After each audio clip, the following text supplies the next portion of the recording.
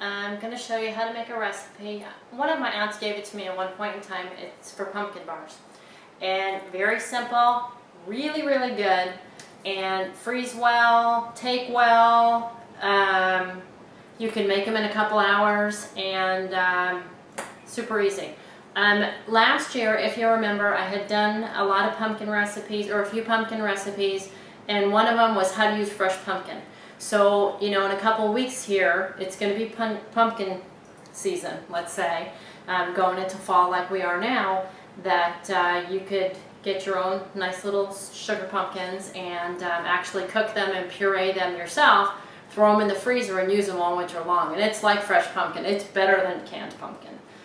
But let's get busy and I'll show you how to make this. Okay, so I have all my ingredients measured out, like TV, and I'm going to use, the recipe calls to use a mixer. I'm not, because I can't talk over a mixer, even though I'm very loud. I can't. So I'm just going to show you how to do it with a whisk. It's easy enough. You could use your hand mixer, you could use your KitchenAid, whatever you might have you can use, but for showing purposes, I'm just going to use a whisk. And it goes together easy enough to use a whisk, okay? I'm going to use canned pumpkin, and it's Libby pumpkin. You could get whatever brand you want, store brand or whatever, but you need to make sure that it's pumpkin. It says on it that it's canned pumpkin, because a lot of these that look exactly like this are pie filling. And when you go to make something, you open it up and it's liquid like pie filling, you're not going to be happy, because it's not going to give you the same results as this is just canned pumpkin, nothing else, just canned pumpkin. And like I had said earlier, you could use the frozen pumpkin in place of the canned. Exactly the same measurements and everything, you just got to let it thaw out, okay? So, first of all, we're going to put 4 eggs, which I already have cracked, and then we're going to use 1 cup of oil, okay? I know that seems like a lot, but this makes a huge, it makes like a sheet cake pan. So it makes a larger than a cookie sheet pan. Use a 1.5 cups of sugar, white sugar, okay? And I'm just going to whisk those together. So what I mean is, we're just going to incorporate the sugar and the eggs and the oil. Okay, so we just want it to be incorporated. So this is pretty much like vanilla pudding, okay? And that's exactly the way that you want it. All right, so then we're going to put our pumpkin, okay? So then you just measure it. That was 2 cups. So then we're just going to put our pumpkin in there, and we don't need to whisk it anymore, otherwise I'm going to have pumpkin all over me. I just got home from work. Didn't get dressed up for you guys. Anyway, so that's just going to get mixed in there.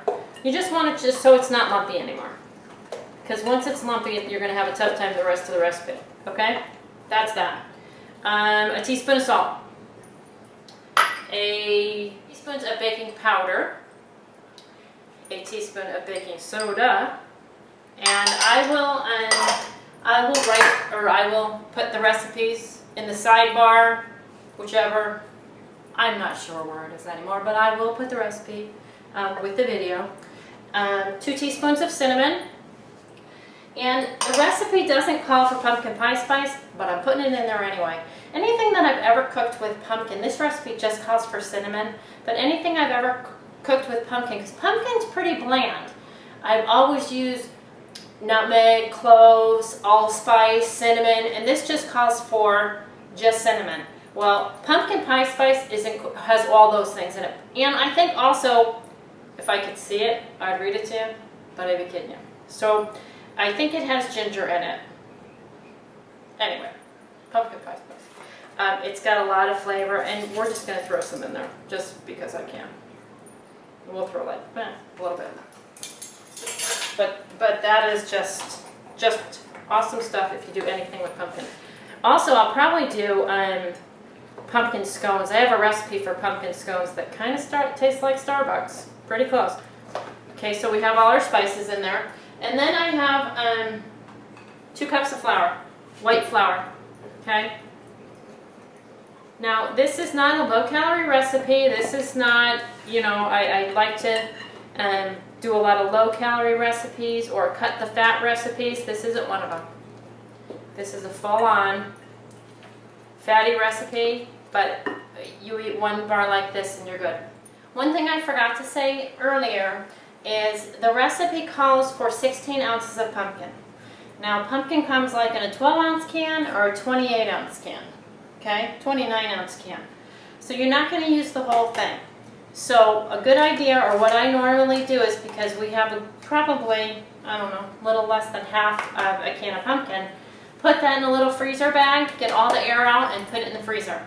And just use it next time that you're, making a pumpkin dish of some sort. But anyway, just a little tidbit. So I have the pumpkins all mixed together, or the ingredients, okay? So it looks like peanut butter, something like that. Butterscotch pudding, we'll go with that. Here's your sheet pan. What we're going to do is we're going to pan it, okay?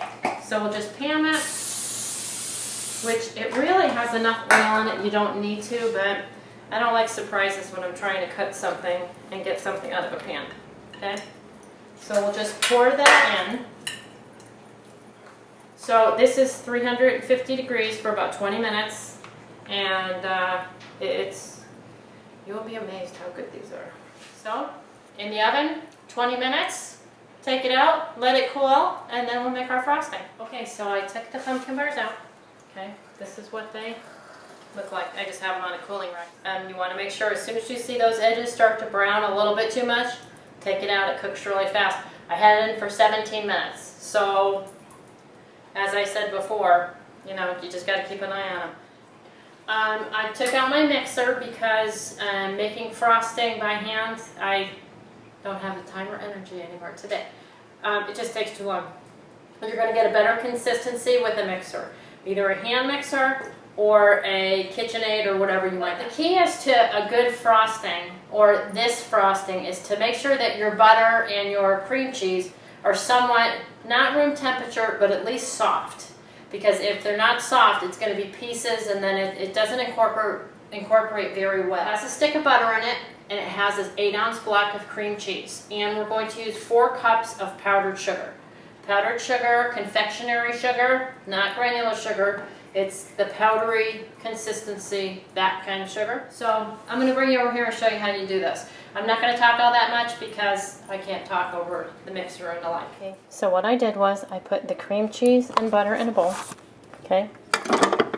And I have the whisk attachment on my KitchenAid. So as I said before, just make sure that it's softened, not room temperature. And then we're just going to mix it till it's pretty smooth consistency. And it has the powdered sugar that's going in, okay? So what I like to do, because it could make a big mess if you've ever used powdered sugar before, I'm just going to spoon maybe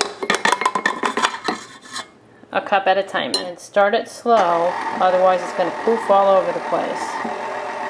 Okay, and then once it starts getting incorporated a little bit, you turn it up a little bit. Okay, so then we're just going to keep adding sugar and more and more and more. So this is the consistency that we want with the cream cheese frosting. It's pretty thick. The pumpkin cake is done, and the frosting is all set. So I use one of these cake spatula deals. It works pretty good. Okay, so after it's cooled a little bit, I'll just show you how I plate it. Now you could cut these into big pieces or small pieces. Plate them, they come out real easily out of the pan. And you could do a couple different things. And also, and I'll put in the recipe, you could put a half a cup of nuts in the mix. So you could put a half cup of walnuts or a half cup of pecans into the mix, and it's yummy. Or chop up walnuts or pecans, put them over the top. That's really pretty. So there you have it. So we'll take a bite, see what it tastes like. Yummy. Excellent. So, until next time, I'll put the recipe up. Any questions, send them to me. I'll answer the best I can. And we'll come up with some more new recipes. So until next time, we'll see ya.